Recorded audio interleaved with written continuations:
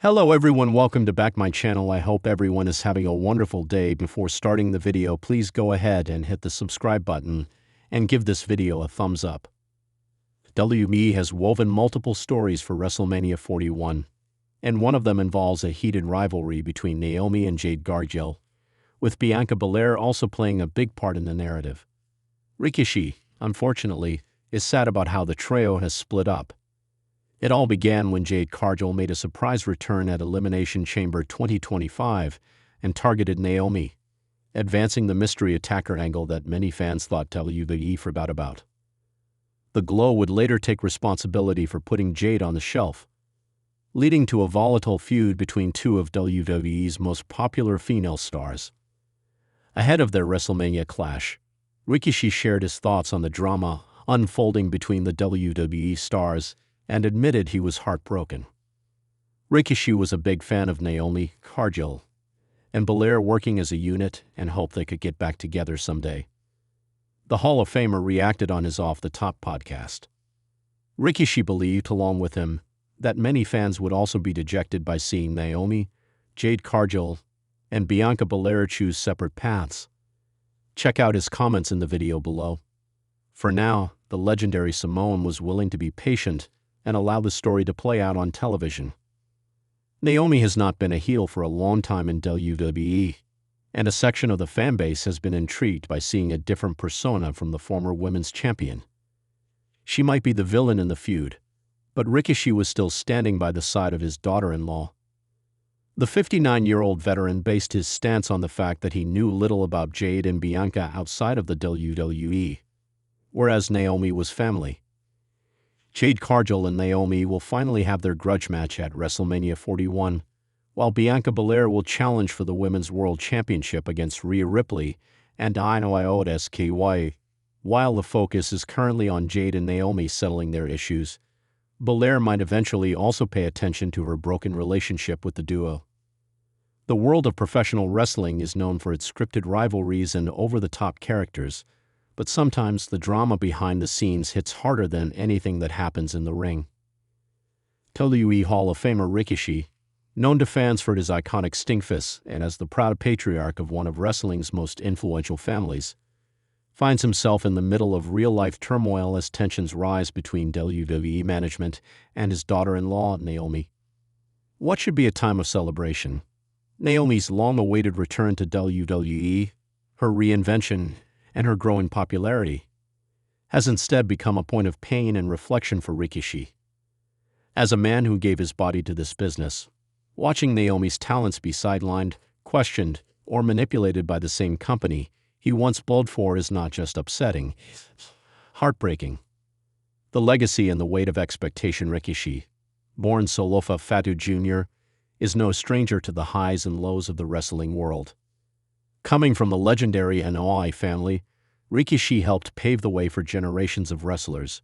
The Usos, his twin sons, Jimmy and Jay, Roman Reigns, his cousin, and of course Naomi, his daughter-in-law through Jimmy Uso.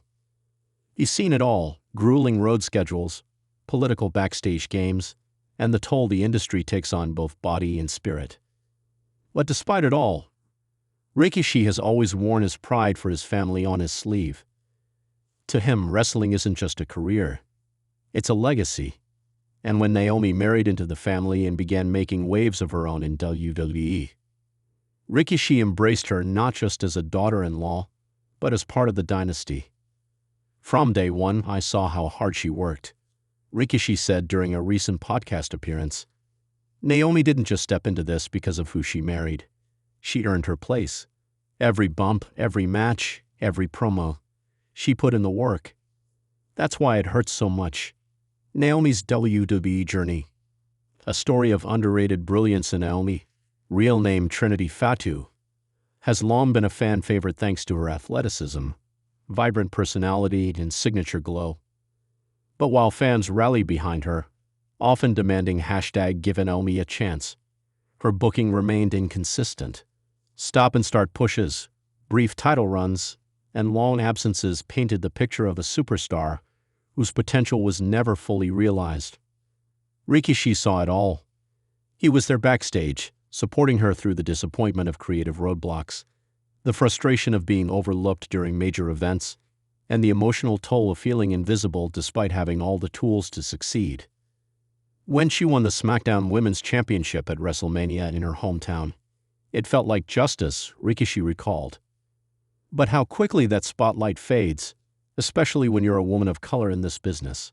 It's heartbreaking. The walkout that shook the industry.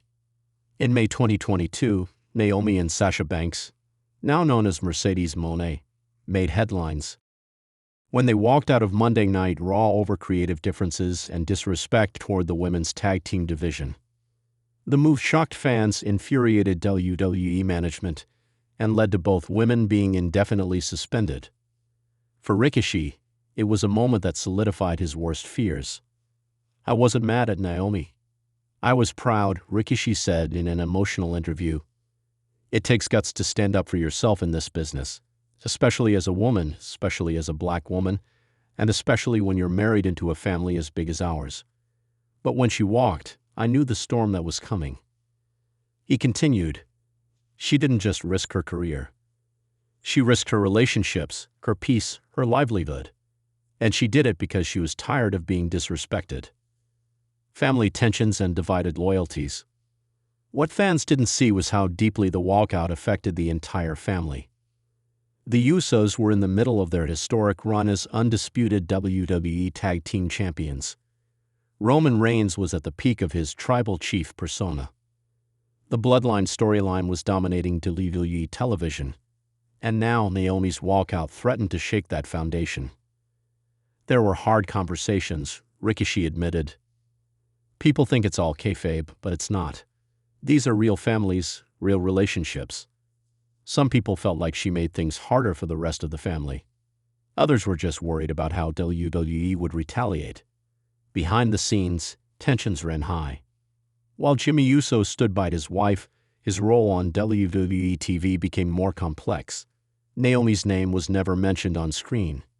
It was as if she had been erased, and the silence only deepened the wound. For Rikishi, who had always been vocal about families sticking together, the internal conflict was gut-wrenching. "There were moments where I felt helpless," he said. "Like I was watching this beautiful soul fight a battle she shouldn't have had to fight alone. And as a father figure, that eats you alive. A return? But at what cost?" When Naomi returned to WWE in 2024, many hoped it would mark a new chapter. With Triple H taking more control over creative, there was cautious optimism that she would be treated with the respect she deserved. But almost immediately, Rikishi noticed troubling signs. She was back, but the vibe was different, Rikishi noted. The smile was there, but the spark? It was dimmer, and I could tell she was watching her every move, walking on eggshells. Naomi was booked in mid-card feuds, given limited promo time, and kept away from the Bloodline storyline entirely, despite obvious opportunities for crossover. Fans noticed, the locker room noticed, and Rikishi noticed. It felt like she was being punished for standing up for herself, he said. Like they let her back in, but they weren't ready to forgive her. And that's the WWE I know, the one that smiles in your face and stabs you in the back creatively. The unspoken politics of WWE. Rikishi has always been careful not to burn bridges with WWE. After all, he's still connected to the company through his sons and through occasional appearances. But as he speaks out more, his frustration is impossible to hide. This industry needs to evolve, he said. You can't claim to be inclusive, progressive, and supportive of talent, then turn around and sideline someone because they challenged the system. Naomi deserved better. Hell, she still deserves better. He continued, "You can't tell me you're booking for the fans when the fans are screaming her name and you're not listening. That's not creative direction. That's ego." Rikishi's message to Naomi. Don't let them dim your glow in the midst of it all.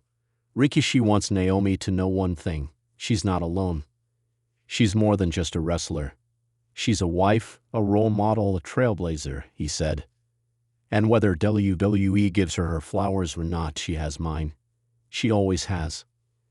He went on to say that he's encouraged her to explore every avenue available, Whether that means staying with WWE, going to Hollywood, returning to the Indies, or following Sasha Banks' footsteps to Japan. I told her, don't wait for their approval. Go where you're loved. Go where you're free. Looking ahead, a hope for healing. Despite everything, Rikishi hasn't lost hope. He still believes Naomi has a future in wrestling and a legacy to build. This ain't the end of her story. Not by a long shot, he said. Maybe WWE will wake up. Maybe they won't. But Naomi? She's a star no matter where she lands. And this family? We don't quit. We rise. Rikishi's voice cracked slightly as he ended the interview. A rare show of vulnerability from a man so often seen as larger than life. They tried to dim her light, but the glow lives on. And it always will. If you want a version of this story with more quotes or a different emotional angle, like a social media post from Rikishi or a confrontation-style moment, just let me know. Thanks for watching this video and please subscribe our WWE official YouTube channel for more update news.